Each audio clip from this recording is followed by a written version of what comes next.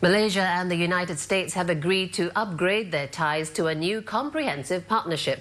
Malaysian Prime Minister Najib Razak said this marks a new phase in bilateral ties. He was speaking at a news conference with the visiting US President Barack Obama following talks at Putrajaya.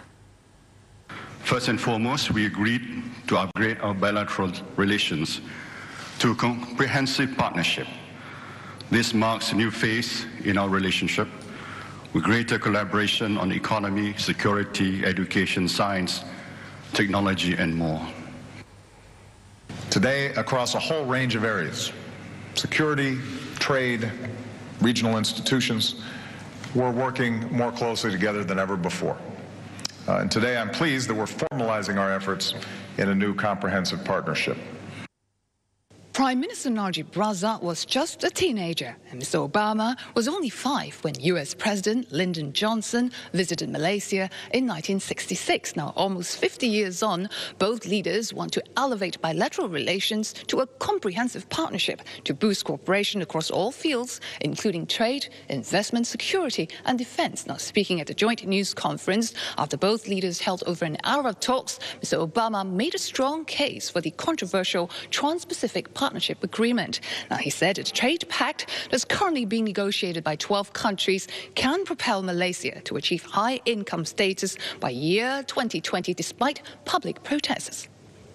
There's never been a trade deal in which somebody's not going to at some point object because they're fearful of the future or they're invested in the status quo. Today, the Prime Minister and I discussed the particular issues of importance to Malaysia, and we agreed to work quickly to resolve those issues. Mr. Najib has promised to work around various sensitivities plaguing the trade talks, ranging from intellectual property rights to issues of sovereignty, while continuing to engage the public. We went to the TPP on our own accord. We were not bullied into it. President Obama, he fully understands our domestic sensitivities, and we will sit down and try to iron this out with the intention of trying to work out a deal in the near future.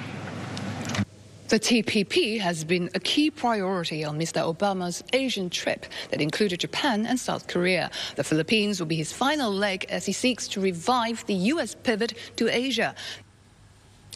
The two leaders also agreed on the importance of upholding international law during discussions about territorial tensions in the South China Sea. They stressed that disputes need to be resolved peacefully.